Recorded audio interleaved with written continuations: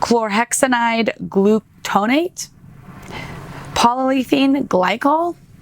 Okay, let's stop for a second. I can't pronounce any of these. If something looks like a chemical and you cannot pronounce it, number one rule, probably a chemical.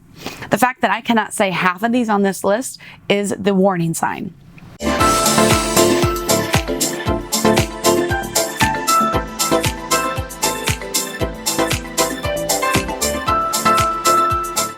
Before we dive into which ingredients to avoid, I think it's important to talk about why we want to avoid them in the first place. You see, vaginal tissue is highly mucosal and highly absorbent. What does this mean?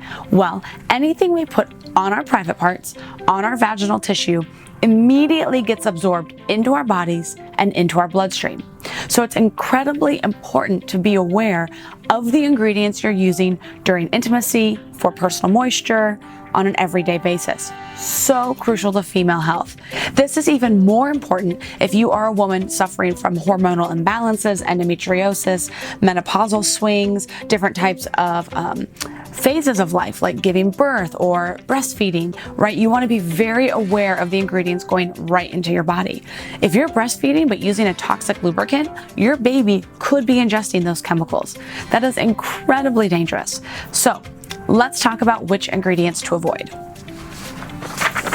I have my handy dandy little cheat sheet. We actually wrote an entire blog post and a whole guide that you can find on Chiavaye.com under ingredients to avoid, very easy. And it lists all the ingredients, the 9 worst ones, and then gives descriptions on why you need to avoid them. But I'm gonna read this quick list so you can kind of think and make a mental note the next time you're at the store and you're shopping for a lubricant or a personal moisturizer. If any of these ring a bell, ding, ding, ding, walk away. Glycerin, chlorhexidine gluconate, polyethylene glycol. Okay, let's stop for a second. I can't pronounce any of these.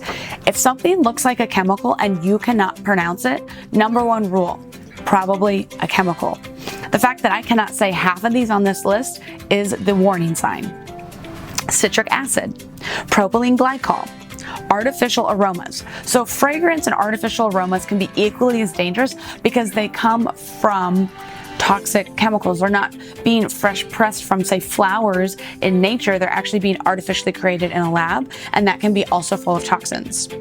Sodium hydroxide, benzocaine, silicone. Silicone is a big one. See, there are a lot of silicone lubricants out there, and while they may work for a lot of people, I'm not gonna trash that, no big deal. I think that silicone in general is a chemical and is a toxin, and I think it's something that should be avoided. Petroleum and artificial flavors. Again, artificial flavors, not natural. They do not come directly from vanilla, directly from chocolate, directly from strawberries. I don't know what kind of lube flavor you like, but not natural, and you're going to want to avoid anything artificial. Run to this blog post immediately. Read about every ingredient. We specifically explain it. And the next time you're at the grocery store, do 3 things. Make sure you can pronounce all the ingredients. Make sure that you actually look at the ingredients label, and make sure you think about what you want to go into your body. Send any questions you have to the email below. Please share this with a friend or a gal in your life that could benefit from this information. And until next time, live, laugh, lube.